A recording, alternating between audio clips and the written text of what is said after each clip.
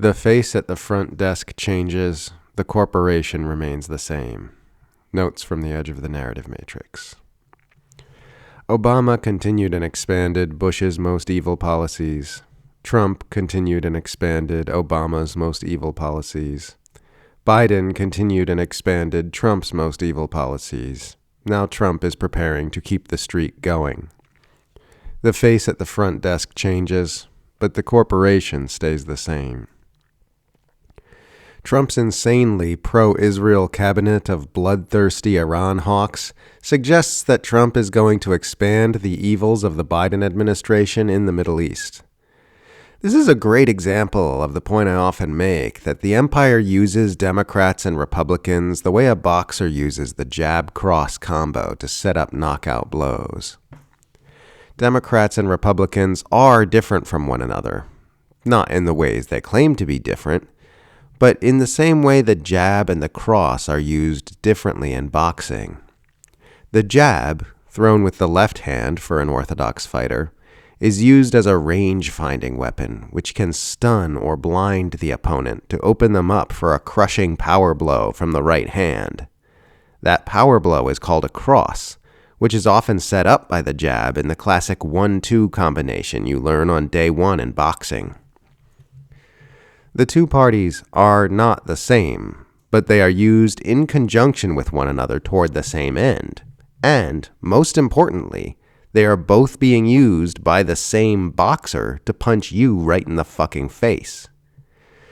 You'll hear people try to argue that Democrats are better because it sometimes hurts less when they're in office. But that's exactly the same as saying it's a good boxing strategy to let your opponent jab you in the face because it hurts less than the cross. You can't understand boxing if you see your opponent's fists as two opposing forces and think you can side with one against the other.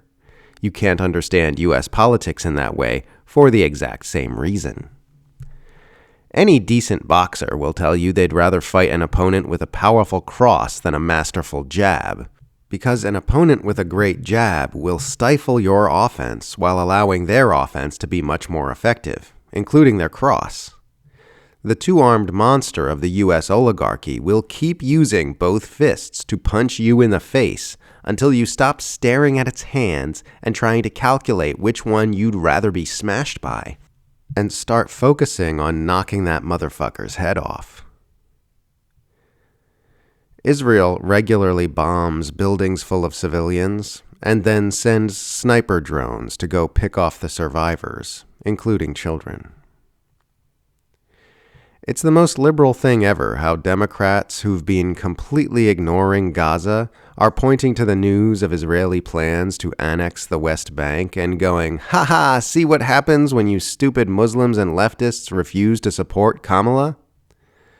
Like, the West Bank is already an occupied territory. West Bank annexation would have been very escalatory a couple years ago, but compared to everything that's happened in the last 13 months, it's barely a blip.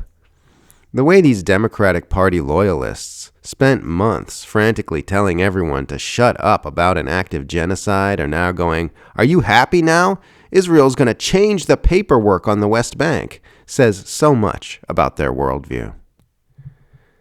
The only intellectually honest reason to support Trump is because you're a garden-variety Republican and you support standard Republican agendas like lower taxes on the rich and low tolerance for human diversity.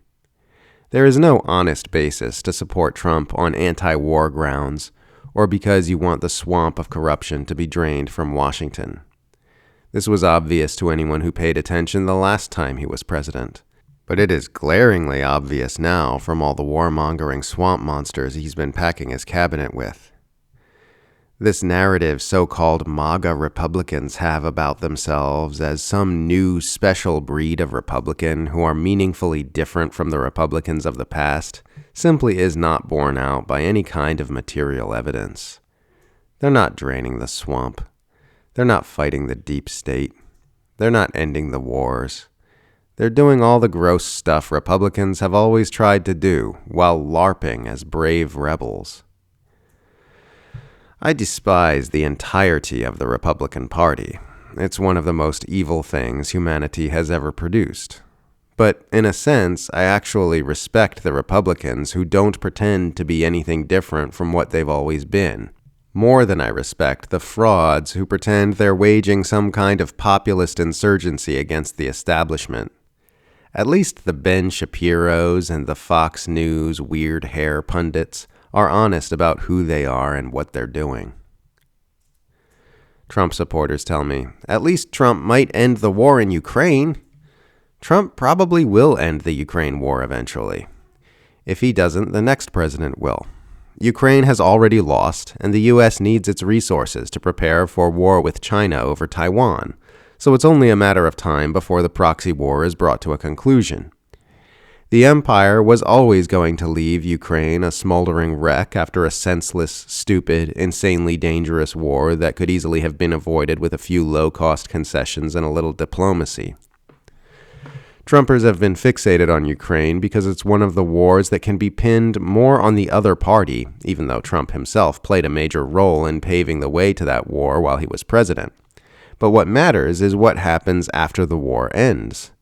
Everything about Trump's foreign policy cabinet picks indicates all that war machinery will be redirected toward Iran, China, and who knows where else once Washington stops pretending it's going to help the Ukrainians kick Putin in the balls and retake all their territory.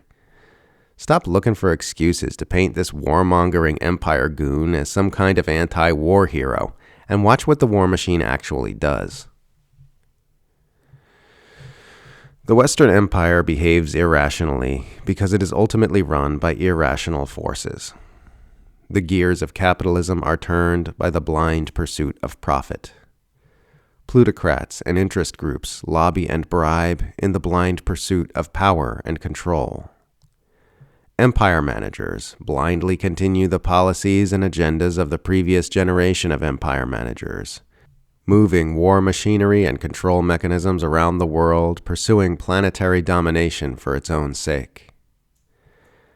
And all the individuals running this operation are deeply unconscious people, more unconscious even than the average human being, whipped about by forces within themselves that they're not at all aware of, like unresolved trauma and maladaptive coping mechanisms. The empire is flying blind, which is why it looks like it's flying blind. It's why it's doing completely irrational things like destroying the biosphere we all depend on for survival, continuing to work toward global hegemony despite all the evidence that this will fail, continuing to make life harder and harder for the people who live under it, despite growing discontent and revolutionary sentiment swelling in the background, and preparing for an unwinnable and self-destructive war with China. The empire is behaving illogically because it is illogical. The gears are turning themselves. There is ultimately no man behind the curtain, no scheming manipulators unleashing all these evils to advance some grand plot which will benefit them. They're more like bacteria in a petri dish, mindlessly consuming the food scientists placed there without slowing down as supplies begin to dwindle. They might have elaborate rationales and narratives to justify why they're doing what they're doing, but ultimately they don't know. They are doing it because they are swept up in the momentum of forces which they do not understand, both internally and externally. The challenge facing us is to become a conscious species, a species that is responsive rather than reactive, driven not by primitive unconscious impulses and habit, but by an alert and truth-based relationship with reality. That's what's being asked of us here in this slice of space-time. That is the existential hurdle we must find some way to get past. And the Western Empire is the largest and most concrete manifestation of that obstacle.